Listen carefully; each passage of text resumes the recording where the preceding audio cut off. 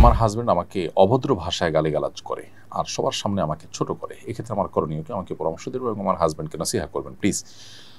প্রথমত, গালি সর্বাবস্থায় খারাপ, সেটা ভদ্র ভাষায় অভদ্র ভাষা যেটাই বলুন না কেন, সর্বাবস্থায় খারাপ এবং নিষিদ্ধ এবং নাজায়েজ এবং হারাম। সিবাবুল মুমিনি ফুসুক, নবী সাল্লাল্লাহু আলাইহি ওয়াসাল্লাম বলেছেন কোনো ইমানদারকে গালি দেওয়াটা গুনাহের কাজ। অতএব যিনি তার নিজের স্ত্রীকে এটি করছেন তিনি ডাবল গুনাহ করছেন। একে তো একজন মুসলিমকে তিনি গালি দিচ্ছেন, দ্বিতীয়ত স্ত্রী যাকে আল্লাহ তাআলা বলেছেন, যার সম্পর্কে আল্লাহ বলেছেন ওয়া আশিরুহুন্না বিল মারুফ, তোমরা তোমাদের স্ত্রীদের সাথে সুন্দরভাবে দিনাতিপাত করো, সেটার লঙ্ঘন তিনি করছেন। এজন্য তার উচিত ইস্তেগফার করা, তওবা করা। আর বোন, আপনাকে বলবো আপনি সবর এবং ধৈর্যের মাধ্যমে এটা মোকাবিলার চেষ্টা করবেন, তাকে নাসিহা করে বোঝানো, অন্যদের মাধ্যমে বোঝানোর চেষ্টা করবেন, দোয়া করবেন আল্লাহর কাছে। একটা সময় ইনশাআল্লাহ আল্লাহ তাআলা আপনাকে এই পরিস্থিতি থেকে মুক্তি দান করবেন এবং সবরের জন্য আপনি আল্লাহর কাছে অবশ্যই বিনিময় লাভ করবেন। আল্লাহ তাআলা মানুষকে অনেকভাবে পরীক্ষা করেন, এই পরীক্ষা যদি আপনি উত্তীর্ণ হন, দেখা যাবে আপনার জন্য ভালো কিছু অপেক্ষা করছে দুনিয়া কিংবা আখিরাতে ইনশাআল্লাহ তাআলা। এমরি খায়রুল ইসলাম আপনি লিখেছেন, আমার বিয়ে পড়ানোর সময় হুজুর ভুলবশত আমার বউয়ের ইজাজত নেননি, তবে কাজী সাহেব কাবিননামায় মেয়ের স্বাক্ষর নিয়েছেন, আমার বিয়ে কি সহি হয়েছে? আপনার বিয়েতে যদি আপনার সম্মতি থাকে সেটা হলো সবচেয়ে গুরুত্বপূর্ণ বিষয়, এবং আপনি যদি প্রস্তাব দিয়ে থাকেন বা কবুল নিয়ে থাকেন, বলে থাকেন মুখে, যদি বিয়ের প্রস্তাব দিয়ে থাকেন অথবা প্রস্তাবের সম্মতি প্রকাশ করেন, কবুল বলে থাকেন, দুটা কোনো একটা করে থাকেন মুখে, তাহলে বিয়ে হয়ে গেছে। আলাদা করে ইজিন বা এজাজত নেওয়ার প্রয়োজন নেই। যদি আপনি মুখে কোনো কিছুই না বলেন, শুধু স্বাক্ষর করেন, তাহলে সেক্ষেত্রে বিবাহ বিশুদ্ধ হবে না, এ বিয়ে আবার পড়াতে হবে। আমার বোন ঢাকায় পড়েন, বাবাকে নিষেধ করলেও উনি বারণ করেন না। নারী শিক্ষার্থী দূরে একা পড়ালেখা করতে পারবে কিনা?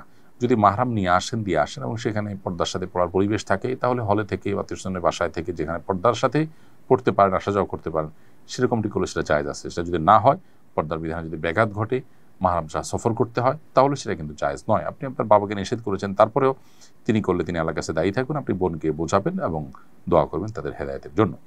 আমি আমার শ্বশুরবাড়িতে থাকি না, স্বামীর সঙ্গে তার কর্মস্থলে থাকি, মাঝে মধ্যে শ্বশুরবাড়িতে বেড়াতে আসি। শ্বশুরবাড়িতে এলে নামাজ কসর পড়তে হবে কিনা?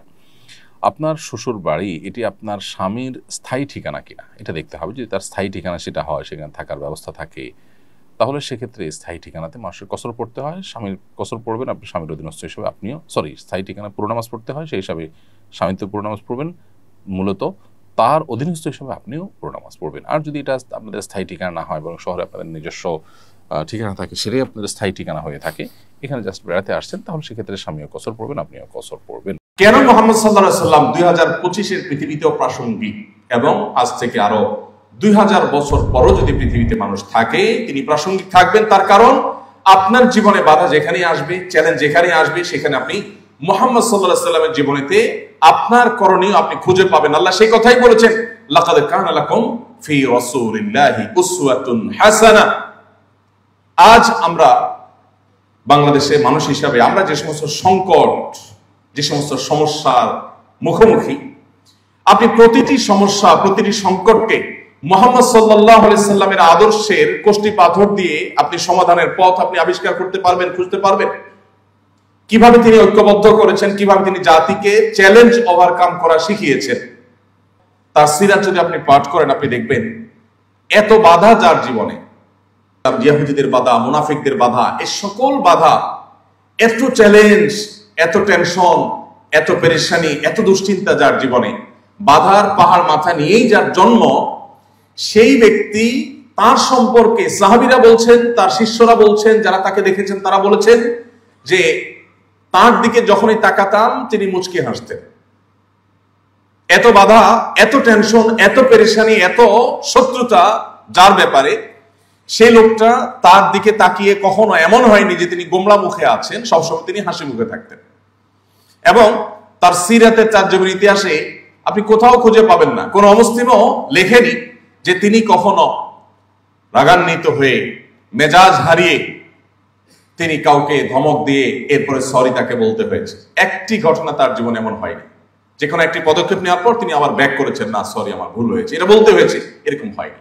প্রিয় ভাইরা, এই জন্য আপনার যদি লিডারশিপ শিখতে হয়, আপনার যদি চ্যালেঞ্জ মোকাবেলা শিখতে হয়, আপনার যদি নিজের